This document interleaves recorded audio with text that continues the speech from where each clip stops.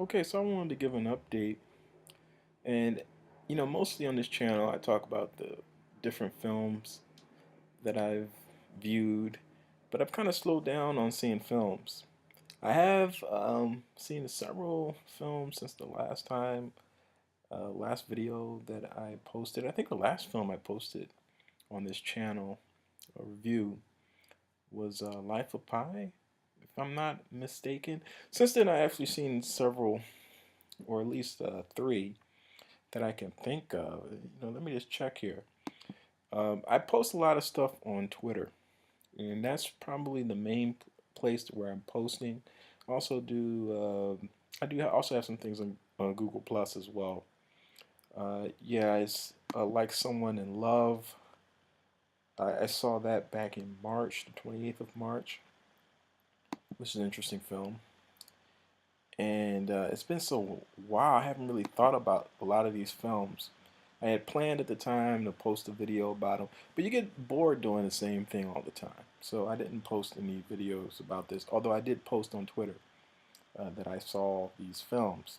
On the Road, that was back in April, just last month, April 3rd. Let me see. And Gimme the Loot, April 12th. So yeah, I've seen a few films, things I haven't commented on. All those films I actually enjoyed. I mean, I think of all of the three, that's really a hard thing. I was going to say of the three, I was going to just say the one I enjoyed the most. But really, I enjoyed all three of them kind of like the same level. On 1 to 10s. Each of the films are, I guess, were about 7 or 8. Just to put it in as simple terms as possible. I'm also been reading a lot. I have a lot of books that I've been going through, and I think in my last video I talked about Langston Hughes and Satish Kumar, books that I've read. Since then, I read some others. Let me see what we have here. Exiled in Paris. Now, a lot of these books are books that I've read in years past, and now I'm rereading. So, so we have Exiled in Paris here, which is an interesting book if you're interested in English speaking writers who, after World War II, traveled to France for their own literary freedom or whatever, or just to experience a life in the French capital. And, it's a discussion of the work that they produce while in Paris. Um, it's it's a good book. There's an area in the middle of the book, and if you read uh, there's a review on Amazon from a customer that really explains this. Probably go in a little bit more detail than I am, where there is a portion in the middle of the book where they talk about English language writers writing about erotic fiction. And it just really goes, it's tedious and goes on forever. The stuff in the book is really good when they discuss Richard Wright and James Baldwin. Really good. That's really good. The rest of the stuff, but it's a fun read if you're interested in that time period. 40s, 50s, Paris, in the early 60s as well. Now I have here Spanish Civil War, International Brigades, Harry Fisher, Comrades, Tales of a Brigadista in the Spanish Civil War. Excellent book. I've probably read this book about 3 times. I've owned it twice. This is the second copy that I purchased. Really good book. I probably I'll probably reread it again. Very easy. And one thing is great about this book, if you're interested in that period of history, which is a very fascinating period of history, is that it's a really good read. You flow through it so fast.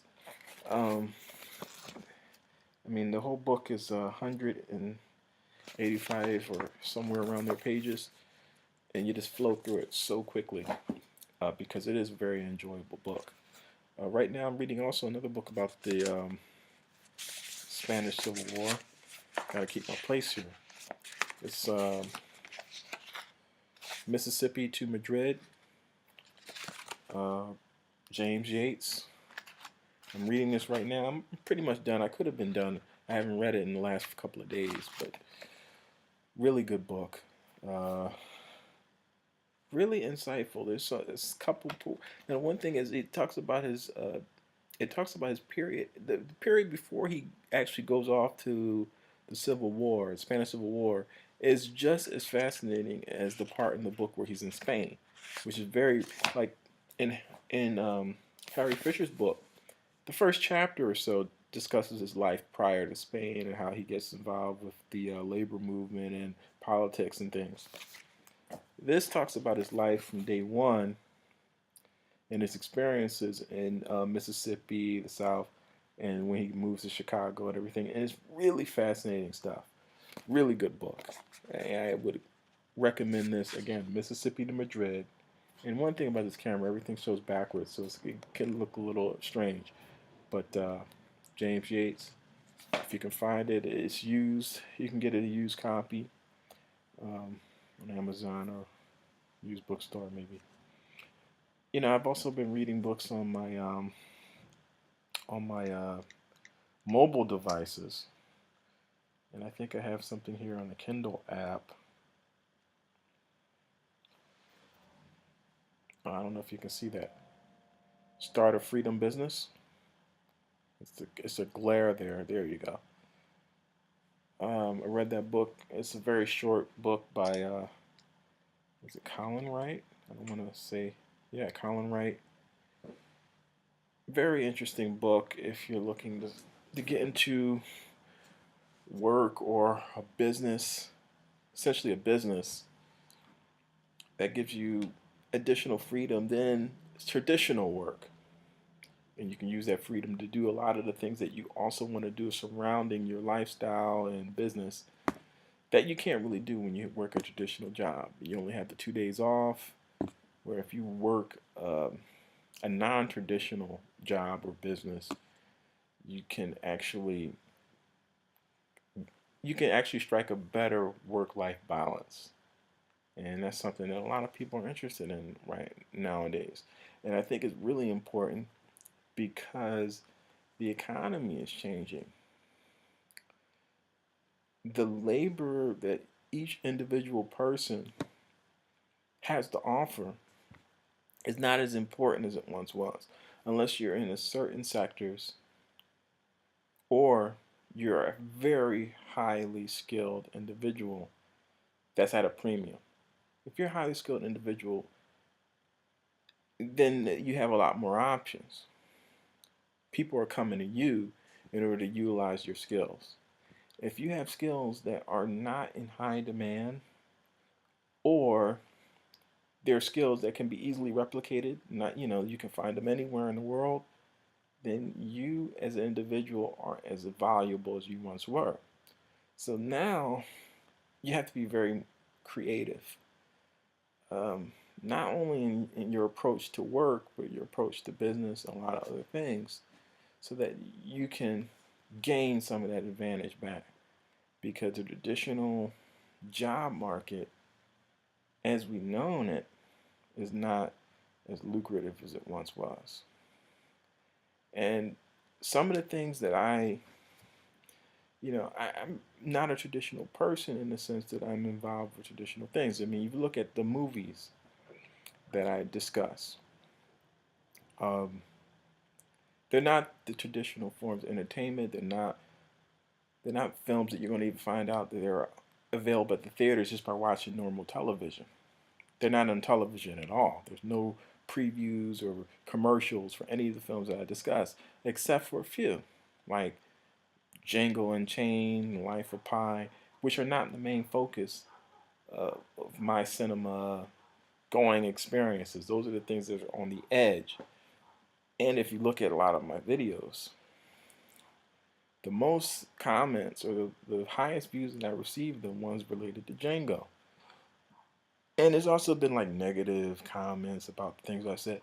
And one of the reasons that it's really dangerous when you talk about like mass culture and mass consumer culture, which sucks in just about everybody except for a very few. It's in that culture. It's a lot of I don't know, balkanization. There's a lot of like separation. Even though this is mass culture, everyone's supposed to be involved. People are very opinionated and also very aggressive towards people who don't follow the same or don't find the same things entertaining that they find. So if you talk about music, if you don't like their artist, then you're an idiot who doesn't understand good music. If you don't like the movies they like, you're an idiot who doesn't understand what real cinema or real movie going is about, or if what's real entertainment is about. Because they're not really interested in cinema as an art. They're just interested in cinema as something that is to watch, and to enjoy on a very basic level. And things are changing, so we have to kind of branch out. We have to find our own individual niches, and then we have to try to find a way to exploit those niches so that we can sustain ourselves in a lot of different ways. And it's getting very difficult to do so. One of the things is, and the reason why I keep these channels alive, because they do have some type of purpose when we use these channels. And I think it's getting to a point where each individual person, as opposed to just consuming these channels just for pure entertainment, we have to some way find a way to add to the. We have to become producers, each of us. We have to figure out a way that we can create something that we can add to the system that's out there, So we don't just consume YouTube, we also create things for YouTube as well. And each person has a story to tell and something that they can contribute. And you just have to figure out how you can do that. And, with YouTube, you can just set up a camera, start talking, and upload it. Someone will find value in it. It may be only one or two people, but someone has some value. And it's a learning experience. The more things that you do, the more natural it becomes, and you find your own niche, things you like to talk about. So I use a lot of these services because I try to find my own use for these services. So I'm also using Twitter, and Twitter is a pretty good tool. As a social network, I like it better than Facebook, Google Plus, and a lot of the other ones.